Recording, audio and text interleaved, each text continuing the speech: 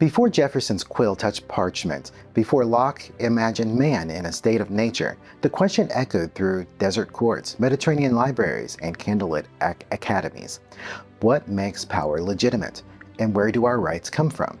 Step back into the intellectual crossroads of the 9th to 12th centuries, a world shaped by trade, translation, and timeless inquiry. In Cordoba, then a jewel of Al-Andalus and Islamic Spain, lived Al-Farabi, a philosopher from what is now Kazakhstan. He imagined a virtuous city, ruled not by coercion, but by wisdom. Government, he argued, must cultivate reason and virtue in its citizens. It must align with the order of the cosmos, not merely command armies. In Cordoba and later Marrakesh and Fez lived Ibn Rashid, known to the West as Averroes. He stood at the boundary of two worlds, Islamic jurisprudence and Greco-Roman philosophy. Born in what is today Spain and educated throughout North Africa, Ibn Rashid believed that reason and revelation pointed to the same truths. Justice must be universal, grounded in law rather than the whims of rulers. A short distance to the east, in Cairo, lived Jewish philosopher Moses Maimonides. Born in Spain, exiled to Morocco, and ultimately settled in Egypt, Maimonides bridged the Torah and Aristotelic Islamic law and Greek logic. For him, rulers bore a sacred trust to uphold the dignity of the governed. The welfare of the people is the ultimate aim of law. These thinkers did more than comment on theory. They preserved, expanded, and transmitted the classical inheritance of Aristotle. Their legacy would shape the minds of Aquinas, Dante, and eventually the Enlightenment philosophers. They served as a hinge between classical antiquity and the modern liberal order. Their ideas did not remain confined to the libraries of Cairo or Cordoba. They traveled steadily through the translation houses of Toledo, the monasteries of France, and the lecture halls of Europe's early universities. In the 12th century, Christian, Jewish, and Muslim scholars gathered in cities like Toledo and Palermo to translate Arabic works into Latin. They were not merely recovering Aristotle, they were transmitting centuries of commentary, debate, and political philosophy from the Islamic Golden Age. Al-Farabi's vision of a virtuous polity, Ibn Rashid's defense of reason as the foundation of justice, Maimonides' call for the law to protect human dignity. These ideas, once translated, began to take root in European thought. By the time Thomas Aquinas was writing in the 13th century, these voices had already entered the Christian intellectual tradition. Aquinas, who cited both Averroes and Maimonides by name, helped plant the seeds of natural law theory deep within the Western canon.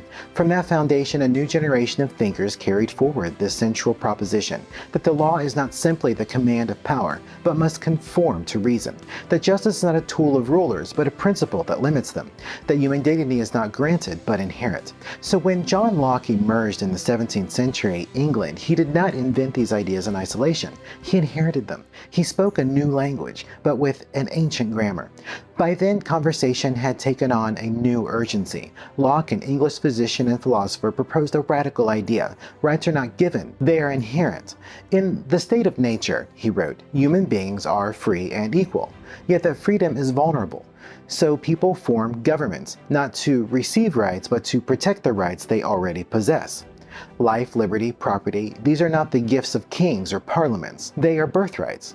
Locke helped lay down the modern foundation of political liberty, but the roots of his ideas reached deep into centuries of conversation between Athens, Jerusalem, and the Islamic world. Thomas Jefferson, channeling Locke, would crystallize this tradition in 1776. "We hold these truths to be self-evident," he wrote, "that all men are created equal, that they're endowed by their Creator with certain unalienable rights." Notice the language. These rights are not granted, they're endowed, not by government, but by the Creator. Jefferson knew the weight of these words and their contradictions. This is the tension that runs through the American story. We proclaimed liberty, yet tolerated slavery. We declared equality, yet excluded women and the poor. We praised freedom, yet denied it to millions. Yet the strength of the natural rights tradition is precisely this. It allows us to indict ourselves without abandoning our principles, because rights do not depend on the rulers. They're not bestowed by presidents or revoked by legislatures. They are not determined by majorities. They are the inheritance of every human being. They do not begin at Ellis Island or end at a border. They do not flow from a document or an election. They begin with the person. When Americans marched for civil rights, when women demanded the vote, when voices arose against injustice, they were not asking for privilege. They were reclaiming what was already theirs. This is the enduring power of this tradition. It speaks through protest and petitions, through courts and campaigns. It says simply, I was born free. You cannot take that from me. Ronald Reagan understood this. He spoke not just of nations, but of individuals. He called the Soviet Union not merely to dismantle a wall, but to recognize the truth of the human spirit. He knew that liberty is not a passing trend. It's a permanent foundation. Today we live in an age filled with temptations. To exchange liberty for security, to trade speech for silence, to subordinate principle to power. But history reminds us that the rights we abandon are not easily reclaimed. The natural rights tradition reminds us who we are, and more importantly, what we are not. We're not serfs, we're not subjects, we're not tools of the state. We are citizens. We are heirs to an idea older than kings and stronger than armies, that the just powers of government derive from the consent of the governed, that each person is endowed with rights that no power can erase. The story of America is the story of those rights, proclaimed, violated, reclaimed, and handed on. And as long as we remember where they come from, we will never forget where we are going. The God who gave us life gave us liberty at the same time, says Thomas Jefferson.